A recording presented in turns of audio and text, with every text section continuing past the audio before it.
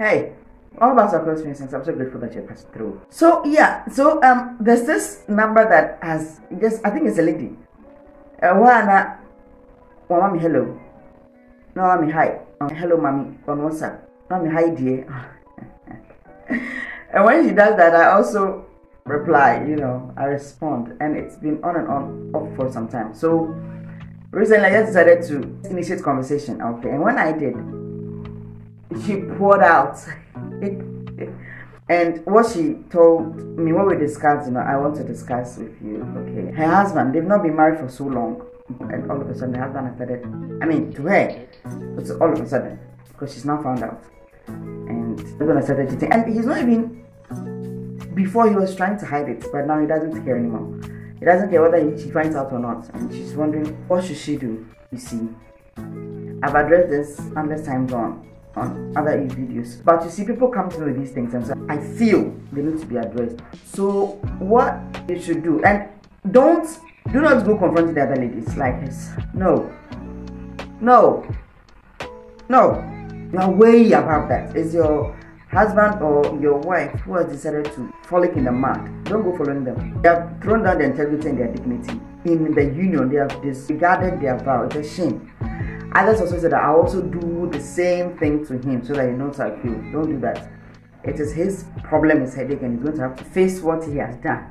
Now, what I advise the lady to do, and what I'm advising everybody else to do, is to pray. Yes.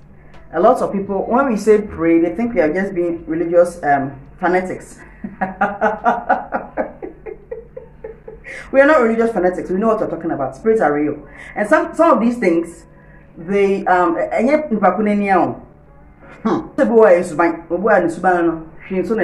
greeting all that. And say there's a passage in the Bible that says that the heart of a king lies in the hands of God like a river, and he directs its course.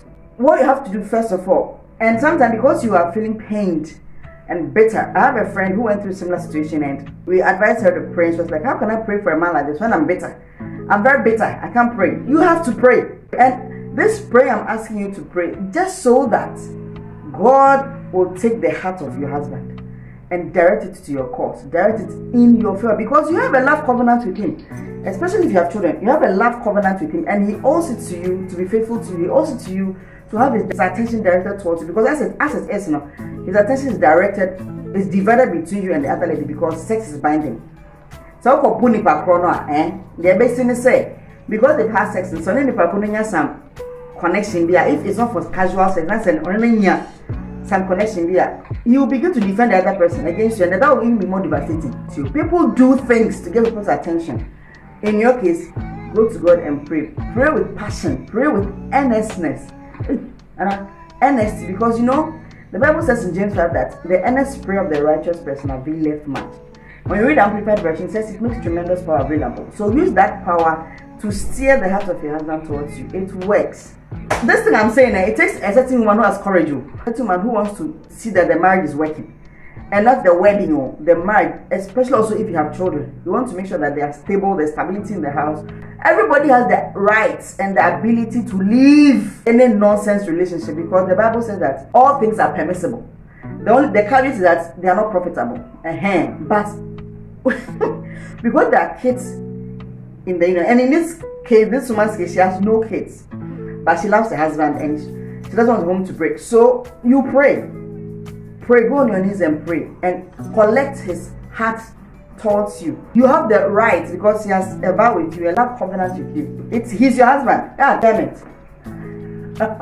Pardon my French. And that brings me to my next advice that I give her. The reason why I say you can't do anything but pray is that people decide to do whatever they want to do against all the knowledge they have. In your case, for instance, he's a married man. Everything around him should conscientize him to keep his home. And one of the ways of keeping your home is staying faithful to your spouse. And so if he's not seeing that in himself, and you have to do something else for him to realize that is, then you need Jesus. You need God's help. You can force the horse to go to the riverside, but you can't force the horse to drink the water, because at that time you choose to drink the water. You can beat them, coerce them into even putting their mouth in the water, but to take a sip is a choice you have to make. It's a decision. And like I'm saying, there are always trigger events in our lives. A lot of things trigger us to the point where we are forced to take actions. You can't stop anybody from triggering you. You can't stop anybody from pushing you to do something. But to actually do something is a decision you have to take. Your husband has to decide to keep his fidelity. He has to decide to remain faithful to you. You can't do anything about that. You can be a goddess. You can do everything. Be an angel to your husband or your wife. If they will cheat on you, they will decide to do that. It's a choice. And because it's a decision you have to make, something higher than himself can overwhelm his choice. So it takes a choice. That endures to your benefit. Somebody will say, oh, why are you like you are selling the person up to God? Of course, I will sell you up to God because you are breaking my heart. You are hurting me. You are potentially destroying something we are building. And since I can't do anything about it because it's your choice, I'll take you to a higher being.